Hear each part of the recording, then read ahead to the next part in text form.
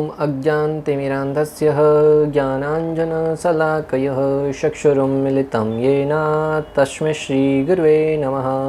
हरे कृष्णा। आज गीता श्रृंखला के सत्र क्रमांक 580 में आप सभी भक्तों का हार्दिक स्वागत है। आज हम श्रीमद् भगवद गीता के 18वें अध्याय के जो कि है उपसंहार तथा संन्यास की सिद्धि श्लोक क्रमांक 26 का अध्ययन करेंगे। तो आइए, श्लोक इस प्रकार है। मुक्त संग अहंवादी धृति उत्साह समन्वित सिद्धि असिद्धयो निर्विकार कर्ता सात्विक उच्यते। अर्थात भगवान श्री कृष्ण कहते हैं कि जो व्यक्ति भौतिक गुणों के संसर्ग के बिना अहंकार रहित संकल्प तथा उत्साहपूर्वक अपना कर्म करता है और सफलता अथवा असफलता में अविचलित रहता है, वह सात्विक कर्ता कहलाता है। अभी भगवान श्री कृष्ण 3 प्रकार के कर्ताओं का वर्णन करेंगे। श्लोक क्रमांक 20, 21 और 22 में 3 प्रकार के ज्ञान का वर्णन किया, सात्विक, राजसिक और तामसिक। श्लोक क्रमांक 23, 24 और 25 में 3 प्रकार के कर्म का वर्णन किया कि कौन सा कर्म है वो सात्विक है, राजसिक है और तामसिक है। अभी 3 प्रकार के कर्ताओं का वर्णन करेंगे कि सात्विक कर्ता, राजसिक कर्ता और तामसिक कर्ता। जो फल की इच्छाओं से रहित और कर्ता की भावना से मुक्त है, मुक्त संग। ऐसा व्यक्ति जो फल की इच्छा से मुक्त है, किसी भी कार्य को करने के पीछे कोई फल की आकांक्षा नहीं है। प्राय आज प्रत्येक व्यक्ति फल की आशा से युक्त होकर ही कर्म करता है। किसी भी कार्यों को करने से पहले वहाँ से क्या प्राप्त होगा, ये करने से ये मिलेगा कि नहीं, ये भाव सबसे पहले रहता है। परंतु यहाँ पर कह रहे हैं कि जो व्यक्ति फल की इच्छाओं से अपना कर्तव्य समझकर कर्म कर रहा है, फल मिलना नहीं मिलना वो भगवान पर छोड़ देता है। भगवद गीता का सिद्धांत भक्तों 2.48 कर्मण्येवाधिकारस्ते मां फलेषु कदाचन मां कर्मफल हेतुर्वर्मा ते संगो सत्व कर्मणि। भगवान अर्जुन से कहते हैं कि हे अर्जुन, तुम अपना कर्तव्य समझकर कर्म करो, फल की इच्छा मत करो। जब फल की इच्छा से मुक्त होकर कर्म किया जाता है और उस अवस्था में जब फल मिलता है तब व्यक्ति प्रसन्न हो जाता है। आज प्राय प्रत्येक व्यक्ति फल की आशा से युक्त होकर कर्म करता है और उस अवस्था में कभी उसको फल नहीं मिलता है तब वो दुखी हो जाता है कि मैंने यहाँ पर इतना इन्वेस्ट किया था, मैंने उसको इस आशा से सेवा करी थी, परंतु सामने से जब फल नहीं मिलता है तो दुखी रहता है और उसके कारण वो कभी कभी अपने जीवन का अंत तक कर देता है। परंतु सात्विक कर्ता का क्या गुण है कि वो फल की इच्छा से मुक्त होकर कर्म करता है, जो स्वयं की प्रशंसा की इच्छा से विमुक्त होता है। बहुत ही सुंदर बात भक्तों, बहुत सुंदर बात। आज प्रत्येक व्यक्ति चाहता है कि लोग उसकी प्रशंसा करें और प्रशंसा पाने के लिए कई उल्टे सीधे काम करते हैं। अनेक प्रकार की उटपटांग हरकतें करके उसको यूट्यूब पर, फेसबुक पर, इंस्टा पर, टिकटॉक पर हर जगह वीडियो अपलोड करते हैं और आशा भरी निगाहों से देखते हैं लोगों का व्यूज आएंगे, लाइक्स आएंगे, अनेक प्रकार के कमेंट्स आएंगे। उस कार्य में कई जगह देखा गया है कि आज की लड़कियां, युवा, माताएं, बहनें ऐसे अनपटांग हरकतें करते हैं जिसको देखकर निश्चित रूप से एक सभ्य व्यक्ति को शर्म महसूस होगी और उसके परिवार वाले देख लें तब उसके तो मुंह पानी में डुबाकर मरने की सिवाय कोई रास्ता नहीं बचेगा। परंतु फिर भी सस्ती लोकप्रियता पाने के लिए, सस्ती प्रशंसा पाने के लिए ऐसी उटपटांग हरकतें करके समाज में अनेक प्रकार के काम वासनाएं फैलाने के लिए, अश्लीलता फैलाने का काम करते हैं। उद्देश्य क्या है? प्रशंसा पानी है। किसी ने बहुत ही सुंदर कहा है भक्तों, प्रत्येक व्यक्ति प्रशंसा पाना चाहता है, समाज की यशोगान पाना चाहता है, परंतु उसकी वह इच्छा शमशान घाट में जब सीता में प्रवेश करता है, मृत्यु के बाद ही उसकी इच्छाएं पूर्ण होती हैं। जीवन भर इस आशा से, इस अपेक्षा से, इस उम्मीद से कार्य करता है कि लोग उसकी वाहवाही करेंगे, लोग उसकी प्रशंसा करेंगे, परंतु वह इच्छा उसकी पूर्ण होते होते मृत्यु के मुंह में प्रवेश करना पड़ता है। मृत्यु की शैया पर लेटता है तभी प्रत्येक व्यक्ति उसकी प्रशंसा करता है, भले उसका दुश्मन ही क्यों न रहा हो, उस समय वो भी प्रशंसा करने से पीछे नहीं हटता है। अतः इस जगत में प्रशंसा पाने की आशा से मुक्त रहिए, यही सत्वगुणी कर्ता का लक्षण है। आदमी अगर जीवन भर अन्यों से प्रशंसा प्राप्त करी पर श्री कृष्ण को प्रसन्न नहीं किया तो क्या लाभ। संतगण बहुत सुंदर मर्म की बात समझाते हुए कहते हैं कि मान लीजिए आपने जीवन भर लोगों से सस्ती प्रशंसा प्राप्त करी, किसी ने आपके काम की प्रशंसा करी, किसी ने आपके स्वभाव की प्रशंसा करी, अलग अलग तरीके से हर एक ने स्वभाव करी, किसी ने आपके पहनावे की प्रशंसा करी, किसी का आपने चलने की प्रशंसा करी, किसी ने आपके जो हुनर है उसकी प्रशंसा करी। परंतु अगर आपके कार्य से भगवान श्री कृष्ण प्रसन्न नहीं हुए तो इस जगत में प्राप्त की गई प्रशंसा का क्या लाभ है, क्या औचित्य है? क्योंकि मृत्यु के साथ ही ये शरीर समाप्त हो जाएगा और सारी की सारी ख्याति है वो भी कुछ समय के बाद धूमिल हो जाएगी। अब देखिएगा, आज से 200 वर्ष पहले कौन बड़ा कलाकार था, कौन सबसे अधिक धनवान था, किसी का नाम आपको स्मरण है?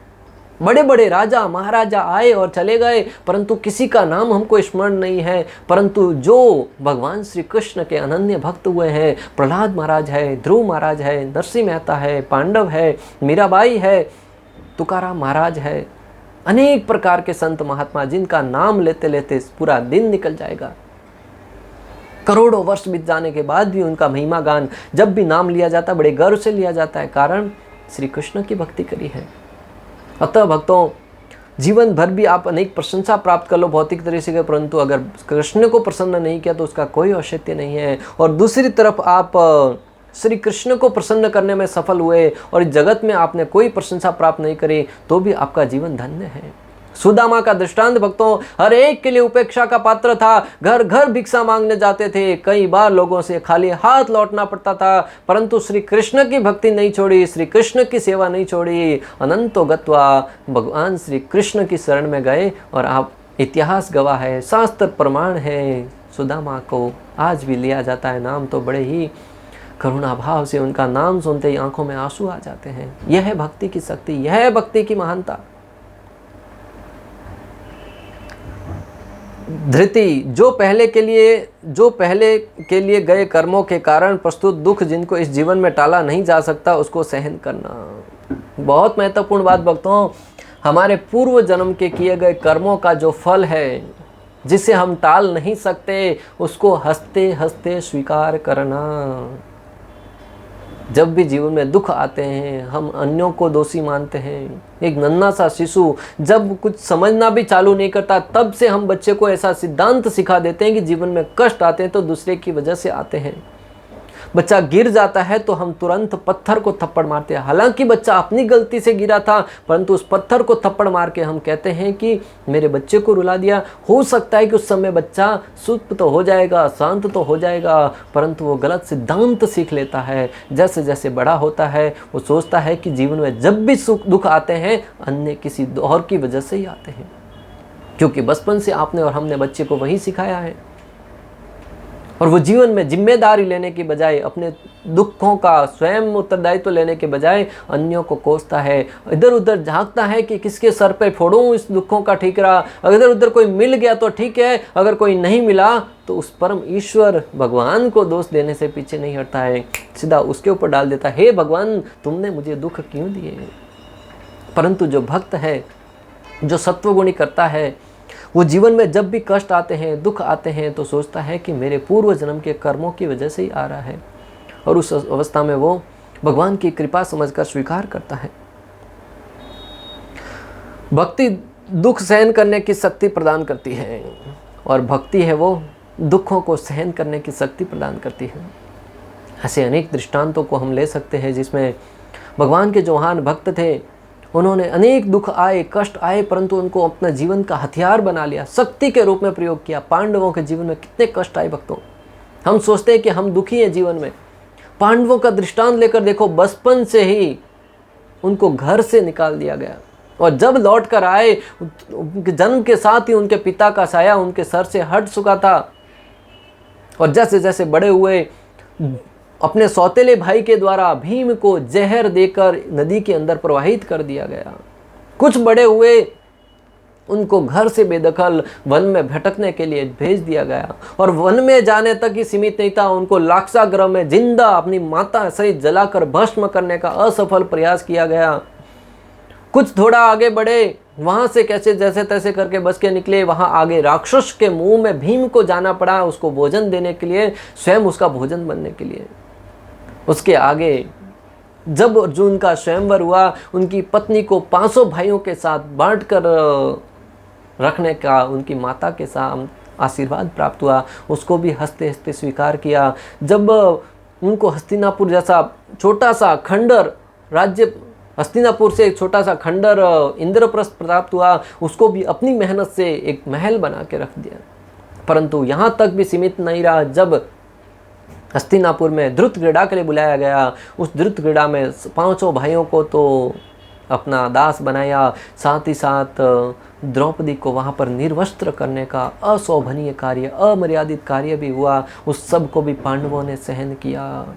उसके बाद 12 साल का वनवास, जहाँ पर जो राजमहल में पले बड़े थे, अनेक प्रकार की सुख सुविधाओं में पले बड़े थे, उनको वन में दर दर की ठोकरें खाने के लिए विवश होना पड़ा। इतने संकट और कष्ट आने के बाद भी पांडवों ने कभी श्री कृष्ण की शरणागति नहीं छोड़ी और हर समय श्री कृष्ण की आदर्शों के आधार पर जीवन जिया। आज का लोग अनेक प्रकार के कहते हैं कि जो आतंकवादी बनते हैं, उनका मसीहा बनते हुए, उनकी सपोर्ट लेते हुए कहते हैं उनको अनेक प्रकार से कष्ट मिले हैं, इसके लिए वो हथियार उठाने के लिए विवश हुए। अरे पांडवों के दृष्टांत लीजिए भक्तों, इतने संकट आए, कष्ट आए, फिर भी धर्म का रास्ता नहीं छोड़ा। ध्रुव महाराज के जीवन में अनेक संकट आए, अनेक कष्ट आए। बचपन से ही उनकी सौतेली माता ने अनेक कष्ट दिए, फिर भी वो धर्म का रास्ता नहीं छोड़ा। भक्ति के द्वारा ही कृष्ण को प्रसन्न किया, भगवान श्री विष्णु को प्रसन्न किया, गलत रास्ते से नहीं। प्रहलाद महाराज नन्हे से शिशु को जब माता के गर्भ में था, तब इंद्रदेव के द्वारा उसको मारने का प्रयास किया गया, वो तो नारद मुनि की कृपा से बच गए। और जब जन्म हुआ तो कुछ शिक्षा ग्रहण करना प्रारंभ किया, तो उसका पिता उसके जान का वैरी बन गया। उसको समुद्र में डुबोकर मारने का प्रयास किया गया, पहाड़ की चोटी से फेंक कर मारने का प्रयास किया गया, हाथी के पांव तले कुचल कर मारने का प्रयास किया गया, सर्प से भरे कुएं में फेंक कर सर्पों द्वारा डसवा कर मारने का प्रयास किया गया, अपनी बुआ होलिका के द्वारा अग्नि में जलाकर भस्म करने का प्रयास किया गया, भोजन में विष खिलाकर मारने का प्रयास किया गया, अस्त्र शस्त्रों द्वारा खंड खंड करके मारने का प्रयास किया गया। परंतु फिर भी प्रहलाद ने भक्ति नहीं छोड़ी, श्री कृष्ण की शरणागति नहीं छोड़ी।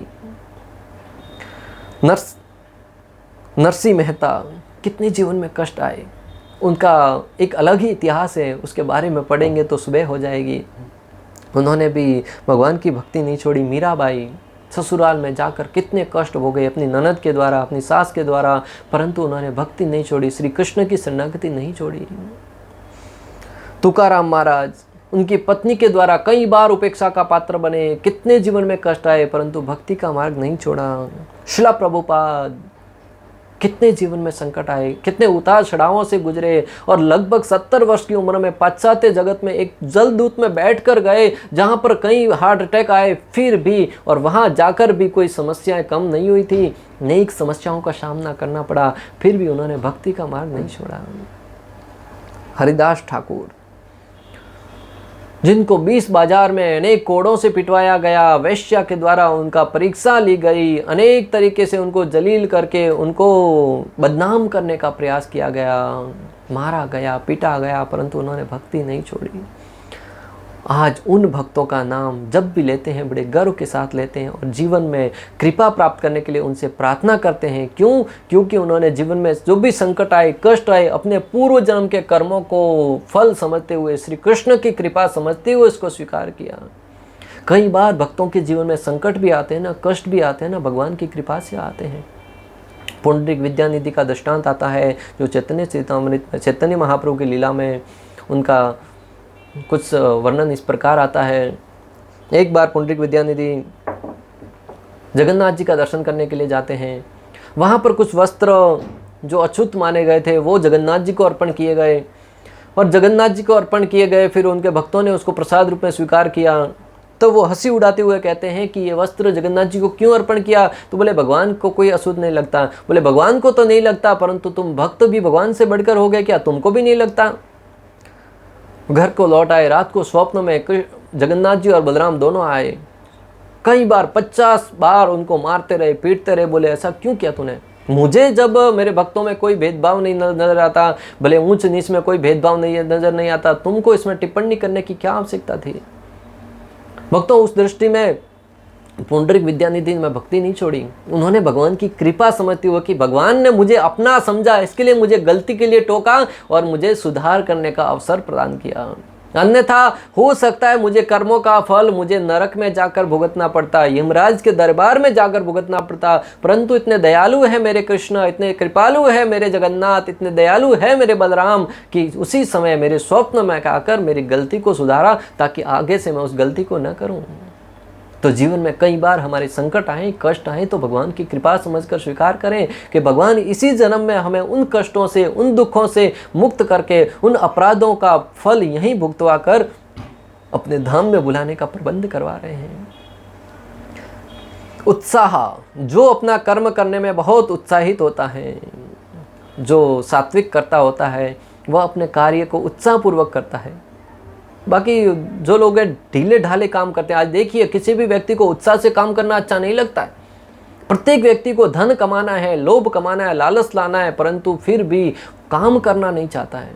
सरकार से मुफ्त में पाना चाहता है, जो बिजली हो, पेंशन हो, सब मुफ्त की आशा में।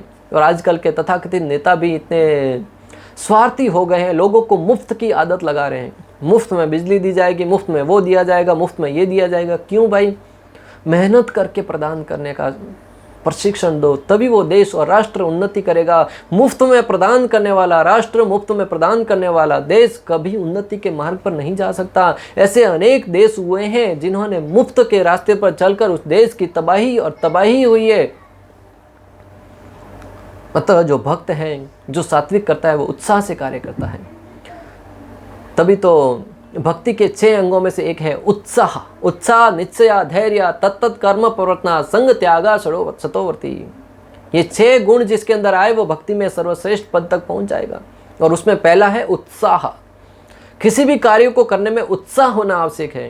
अर्जुन कुरुक्षेत्र के युद्ध स्थल में युद्ध से पूर्व ही निराश हताश बैठा था, भगवान से कह रहा था मैं युद्ध नहीं करूंगा।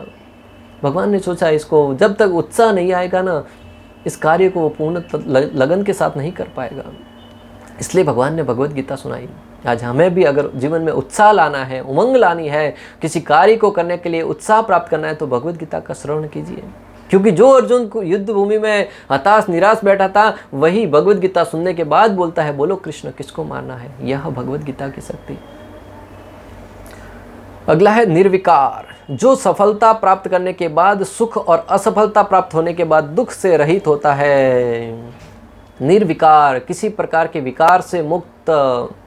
थोड़े से दुख आए रोते नहीं बैठता है, हाय मेरा जीवन बर्बाद हो गया, हाय मेरे जीवन में ये हो गया, हाय मेरे जीवन में ये हो गया। नहीं, रोना धोना नहीं रोता है।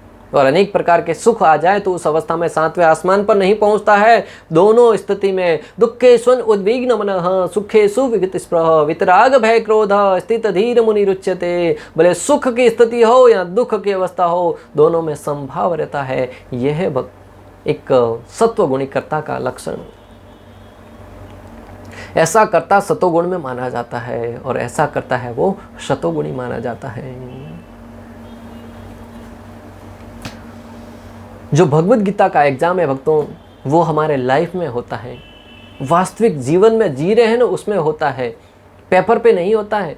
बाकी सारे के सारे एग्जाम आपके पेपर में लिखित होते हैं, उसके आधार पर आपको अंक मिलते हैं और उत्तीर्ण अनुत्तीर्ण का फैसला होता है। परंतु एकमात्र श्रीमद् भगवत गीता का एग्जाम हमारे रियल लाइफ में घटित होता है कि भगवत गीता के सिद्धांतों को हम कितने हद तक अपने जीवन में अनुसरण कर रहे हैं, कितनी हद तक पालन कर रहे हैं, उसके आधार पर हमने जीवन की दिशा और दशा परिवर्तित होती है। क्योंकि जीवन की दशा को सुधारना है तो दिशा को सुधारना आवश्यक है। अगर हमारी दिशा सही नहीं है तो दशा निश्चित रूप से गलत होगी। आज आप देखिए, लोग भाग तो रहे हैं, दौड़ तो रहे हैं, प्रगति भी कर रहे हैं, परंतु दिशा सही नहीं होने के कारण उनका फल है, परिणाम है, वो गलत आ रहा है। देखिए, लोग ट्रेडमिल में, जिम में जाकर ट्रेडमिल पर भागते हैं, घंटों घंटों भागते हैं। 1 घंटा 2 घंटा भागने के बाद अंत में देखते हैं कि 10 किलोमीटर भाग गए, 15 किलोमीटर भाग लिए, परंतु पहुंचे कहाँ? वहीं के वहीं।